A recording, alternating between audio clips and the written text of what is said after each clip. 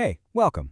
So today we're going to talk about a holiday that, we all think is just about heart-shaped boxes and roses, but did you know it actually started with a huge act of rebellion against a Roman emperor?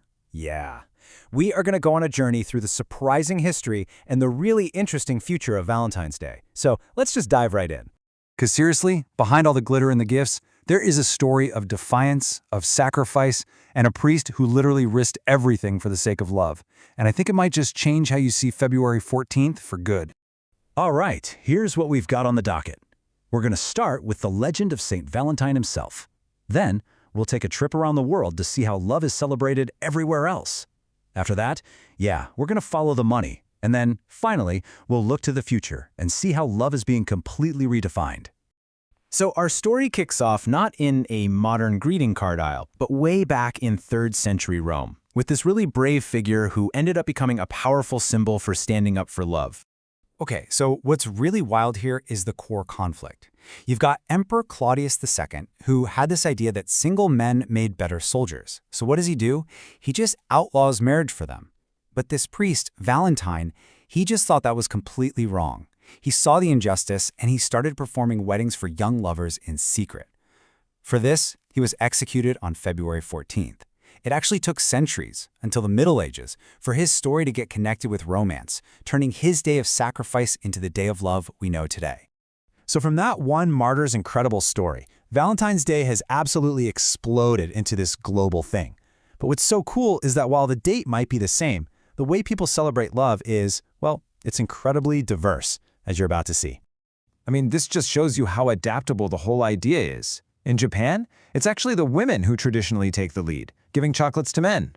Get this, in South Korea, they don't just limit it to one day. They have love-themed days every single month of the year. Then you've got parts of Latin America where it's not just for couples. It's the day of love and friendship, a celebration of all the important bonds in your life. And of course, over in Europe, you still find those classic romantic gestures like handwritten letters and those symbolic love locks on bridges. And of course, expressing all that love has become big business. So let's pull back the curtain and look at the massive economic engine that powers Valentine's Day all over the world. And we're not just talking about a little bump in sales. I mean, think about it. The flower industry, restaurants, chocolatiers, online stores, even movie theaters, they all see this huge surge. This one single day drives a significant amount of money for so many industries on a global scale. It's kind of nuts. So where's all that cash going? Well, no big surprise here. The traditional gifts are still the heavy hitters. As you can see, flowers, chocolates, and jewelry are still the top categories people are spending on. And it makes sense. These aren't just gifts. They're like a shared cultural language for affection that's been built up for decades. But, as we're about to see, that language is definitely starting to change. Okay, so now let's jump forward a bit. The way we think about love, the way we celebrate it, it's all evolving pretty quickly, and Valentine's Day is changing right along with it. So here's the big shift, right? We're moving from stuff to experiences. While the old standbys like roses and jewelry are still around, there's this growing hunger for meaningful moments. People are choosing to give memories, things like a spa day, an adventure trip, or even solo trips that are all about wellness. And, in our super connected world, digital and virtual gifts are becoming totally mainstream. And this whole evolution is being driven by a few key ideas. There's a much bigger focus now on emotional well-being and just genuine connection. The celebration itself is becoming way more inclusive, stretching beyond just romantic partners to include friends, family, and, this is a big one for 2026, self-love.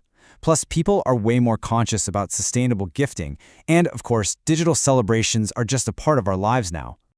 So what does all of this really boil down to? It's a deeper, more meaningful definition of what we're even celebrating.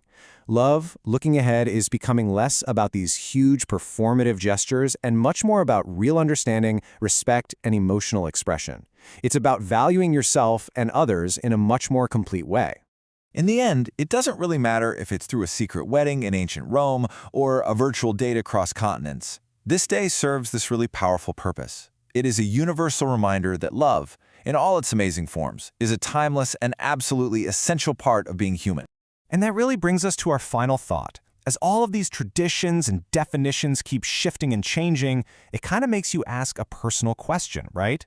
In this new landscape of affection and connection, what is love going to mean to you? Thanks so much for joining me.